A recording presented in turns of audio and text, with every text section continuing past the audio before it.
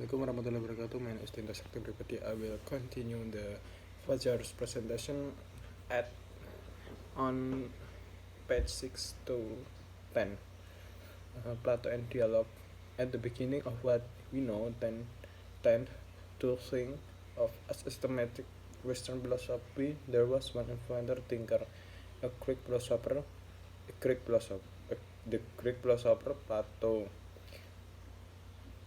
who was prepared to question whether writing that is that is the written word rather than the spoken word was the proper medium for philosophy at all.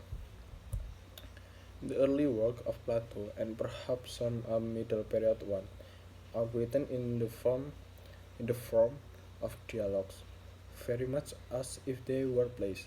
Socrates, who was historically Plato's own teacher, is depicted in this dialogue is discussion and argument with distinctive individuals who, whether or not they represent his or represent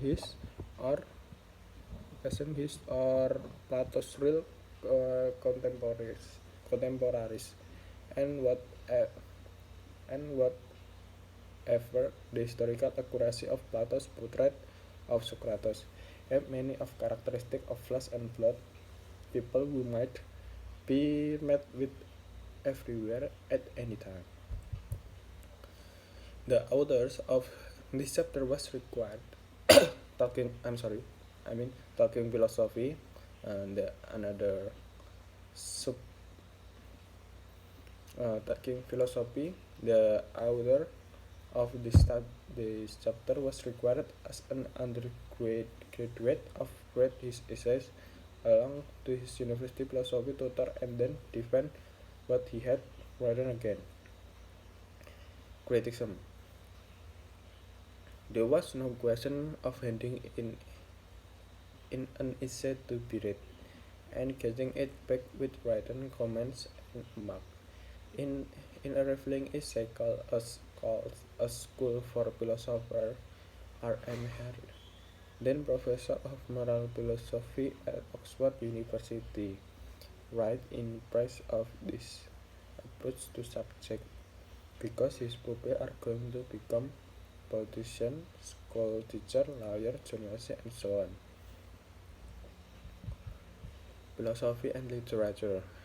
One reason why speech might seem preferable to writing is that writing line is more to stylistic devices, to literary techniques that might be thought of as getting in the way of meaning and argument. The 18th century philosopher John Locke put the case forcefully, and the art theory all the art rhetoric, beside order and clearness, all the artificial and figurative application of word eloquence had invented are for nothing else but to insinuate wrong ideas, move the passion, and thereby mislead the judgment, and so indeed are perfected. The skepticism against